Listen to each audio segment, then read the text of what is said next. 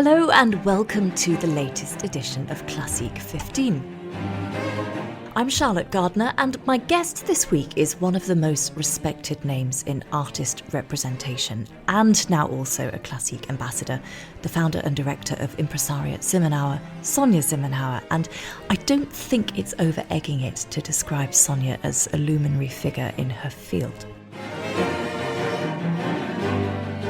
Born in the USA and raised in Paris, she then moved to Hamburg, where in 1989 she founded Impresariat Simmenauer with the goal of creating an agency exclusive for string quartets, which she did with a seriously high-level clutch of first clients: the Alban Berg Quartet, the Cleveland Quartet and the Gardner String Quartet. Now, today in Berlin, the agency remains a major player in the string quartet world, representing the likes of Quatuor Bern, the Arditi Quartet, the Artemis, Belcher and Jerusalem quartets, and I could go on. Plus, the agency now has some of the world's top soloists on its books too. Beyond artist management, meanwhile, Sonia is the author of an acclaimed book about life within a string quartet, Muss es sein, and she teaches at the Musikhochschule in Hamburg on music transition. And right now, she's here to transmit to Classeek listeners, specifically to discuss tips both for young artist managers and for young artists choosing a first manager. So, Sonia, welcome. It's great to have you. Thank you. Let's start really at the very, very beginning with a very basic question. How would you define artist manager, and how would you define an artist agent, and is there a difference? Because for some people the terms are interchangeable, for some people they are very, very different things. I think the term can be interchangeable, but it's a matter of how you stand towards the artist. Are you before the artist or behind the artist? And I would say a manager is before the artist and an agent is behind the artist. So elaborate on before and behind. A manager has a strategy, has an idea where he wants to bring the artist to. An agent follows the artist and understands them where the curves that the artists are taking, the development of an artist on a completely different level than only on the concert level. And generally, representation agencies, do they deal with one thing more than the other? Do they merge the two? Ideally, yes. I'm not sure this is something that you can decide before, because it's a very personal thing. Who are you? Are you someone to lead or someone to accompany? And I think it merges at some points always. If you see someone going this way, you might take the lead. It's all a momentum, and it also very much depends on the artist. Let's talk about personal now. How did you go into artist representation? Completely by pure chance. I came back from America, where I spent a year after finishing school, going to the Conservatory of Music, doing a little bit of piano, knowing perfectly that that would never be my way, but gaining some time because I didn't know what I wanted to do. What I had wanted to do was to become a psychoanalyst. But I wanted to do that through psychology, and my father, who was a doctor, said, no, not without studying medicine, which I didn't want to study. So I was pushed into law, which was not really my voice, my way. And coming back from America, I had an internship at a concert agency in Paris, where my cousin was working, at the Bureau de Valmelette in Paris, which was one of the main offices in Paris at the time. And after 2 weeks in this office, having no clue of nothing, I knew that's it. I wanted to do that. And that was it. So a pianist who wanted to be a psychoanalyst ends up doing string quartets. How did that come about? My father was German, a refugee in France. My father was an amateur cellist and played cello at home, and had a lot of his friends come over, played a string quartet. That's what he was doing in the evening. And those people coming to play string quartets were always, or most of them, were Germans. refugees. So that's where I was born into. That was the music that I had heard as a child, that was in my genes. And when the opportunity occurred, when the Schmidt office offered me the position of chamber music in Hanover at the time, that was it. I have to say my boyfriend at the time was a cellist of a string quartet, whom I had met in America. That's how I came to Hamburg and then worked first at the Schmidt office. So I really began in the string quartet and found something so special to it. Those people who were playing string quartet were so different than everybody else that I stick to it for 35 years. So when you left to set up Impresariat Simmenauer, how unusual was it in 1989 to found an artist representation firm purely on one instrumental genre? Also, this was not a real intention, but I was having my second baby. So I decided, under the pressure in Germany, working for a woman was not good when she became a mother. So I gave in to the pressure of being only mother and stopped my job at the Schmidt office to only work for the Alban Quartet and the Carmina Quartet at the time from my home, to make a little secretary. But then the whole department came with me. So I had to put up a company within 3 months without having thought of it before. So the department came with you because they didn't want to lose you just because you'd had a baby. Exactly. Because I was taking the Alban Quartet, so I could take them all. And I decided to make something special out of this and to build a company only for string quartet.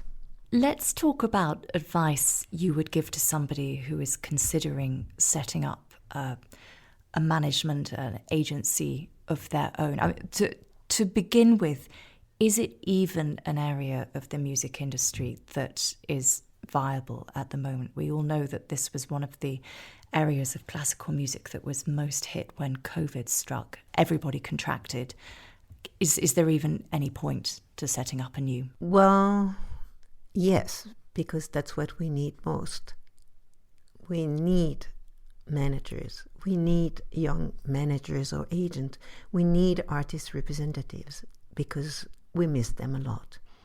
And this is where I would try to work a lot now to build young agents. So you would say that there aren't actually enough agents for the number of artists who need them?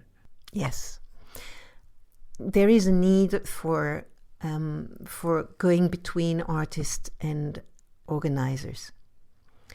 They have become two different worlds, and they need to get back together to make organizers understand what young artists are about and to make young artists understand what the public today needs. That's good news for anyone considering this as a career.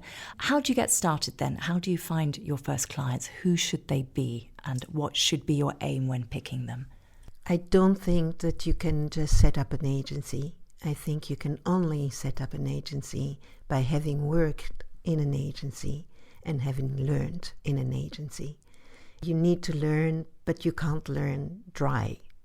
You need to be in the middle of it to develop own relationships with different organizers and with artists to then maybe be able to set up your company by taking along the artists you've been working with. You specialized. Is it still an idea to specialize, or is it good to diversify? You don't need to specialize in violinist or cellist or piano, but you need to specialize because you cannot address the whole world. I addressed the people who were interested in string quartets, and I had a community of clients, and they knew that they would find someone who knew about their needs, about the repertoire, about the quartets. I had a young man coming who plays the recorder, and he asked me why I would not be the right manager to him. And I said, because I do not know the clients that you play for. It would take me too long to learn about all of them and to build them to trust me. So I think that there is a need for kind of specialized, not too much, but kind of. What about, the best bits of doing your job? What are they? Why should somebody who is at conservatoire now potentially thinking whether they want to change and instead do what they do what you do? If they want to serve the music, it is also a beautiful way to serve the music, to help others who are more gifted, who have more power to go on stage, to do it. But not with the aim of being like the person you want to represent. You have to like to be in the shadow. The shadow is nothing wrong. The shadow is a place you can have a lot of power. What are the absolute joys for you in the job? When I can feel what an artist is up to and it develops to become that way, when I can give an artist an opportunity that will make him happy and fulfilled of what he's doing, because then I'm fulfilled too. Worst bits? A strike of airplane or of trains, a toothache just before a concert, being dumped by your partner before a concert, children sick, and the doubts that an artist can have. It's not the worst bit, it's the most intense bit. Do you find yourself becoming a psychologist sometimes? Yes. Empathy is what you need to become an agent. Let's take things from the artist's perspective now. Classeek obviously is very much thinking of young artists. Is a manager even something that a young artist needs when they're starting out? A young artist will either be picked by a manager who will decide that this is going to be the next star, or he has a long way to go before thinking about a manager.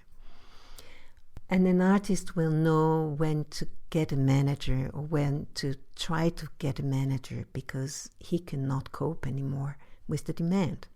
Setting up the concerts that are coming from alone. But then, if this is the case, the manager will be there before he knows that he needs it. So how does an artist manage to pick somebody who is right for them? I think that a young artist is not really in the position to judge the person who's taking him over. The other way around, maybe. I can maybe see if a young artist is driven by ambition or by the need of doing music. Maybe. But I think it's always a game. You try and error. So you may not get it right first time with representation? Most probably not. But that's okay? It's perfectly okay, because once you have an experience, you can make the choice afterwards. What should artists expect of their representation and what should they not? They cannot expect that a manager will do them the career. Not a manager makes a career, but the artist makes a career. They should expect the manager or the agent to give them the opportunities that are right for them at the right moment, so that they can fulfill them. I think an artist has all chances when he has the right success with the right opportunity. This is a very sensitive topic. I would need hours to develop this, but I think this is the main point. And a manager should look at the artist, should understand where he stands, if he needs more time at this moment of his career, how he reacts to stages, how he reacts to questions, how he reacts to questions about repertoire. If an artist says yes to everything but cannot fulfill everything, if it is the job of the manager to understand where the artist is strong and where he goes too much risks.